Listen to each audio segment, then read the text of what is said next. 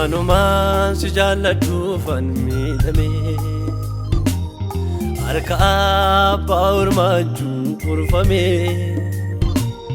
cunqursaan kun yeroo hedduu nurra ture abbaa koo mee jalaa na baasime hacuuccaan kun yeroo hedduu nurra ture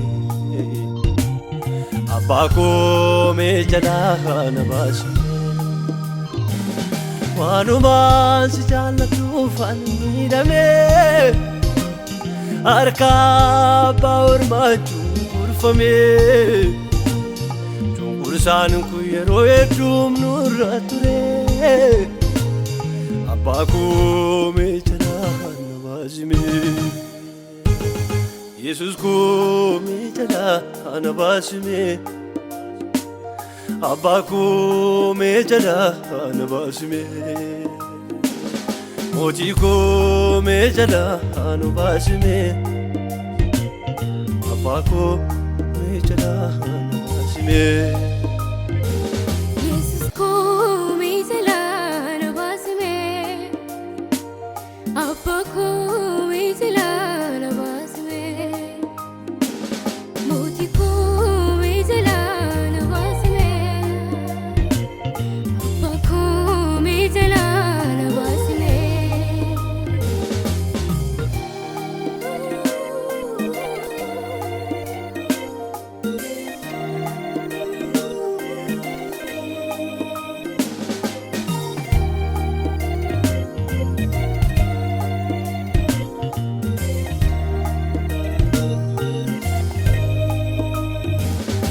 Koko ilali wakko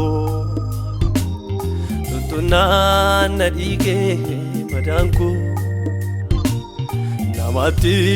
ni matoni rakoko oskade tumboyu miramera kufako arkike yorufe namaja chabesa Arraba qorati namarati dachasa barunke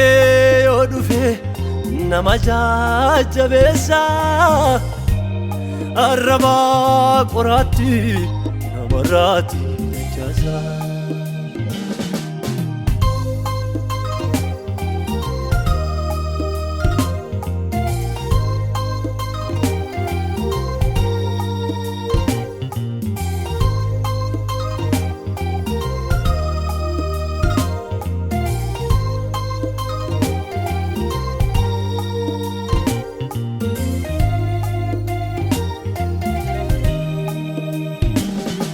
Sene wanana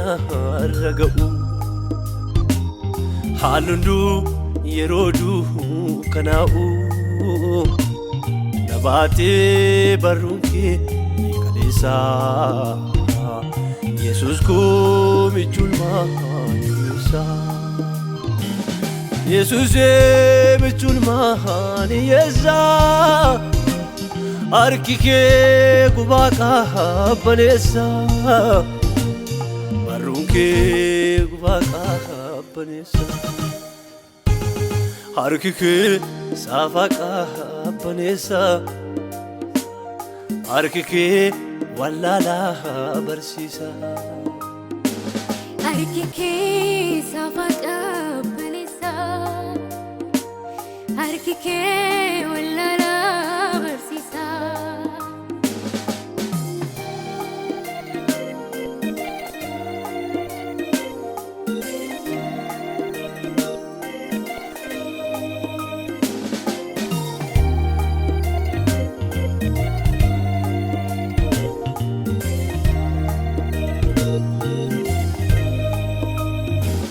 Kelenzi dumesa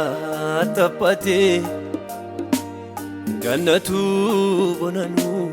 titae Jireenyi didenu tamate abbaa koo maaliif nu naalta'i jireenyi didee nu tammaate abbaa koo maaliif nu naaltee qilleensi duumessa taphatee gaannatu bonanuutti ta'ee jireenyi dideenu tammaatee abbaa koo maaliimuu naaltee manaafu teerga na baaftee naan gatii harmee koorraa adda na baaftee naan gatii manaafu teerga na kaastee naan gatii biyya koorraa adda na baastee naan gatii naan gatii naan gatii naan gatii.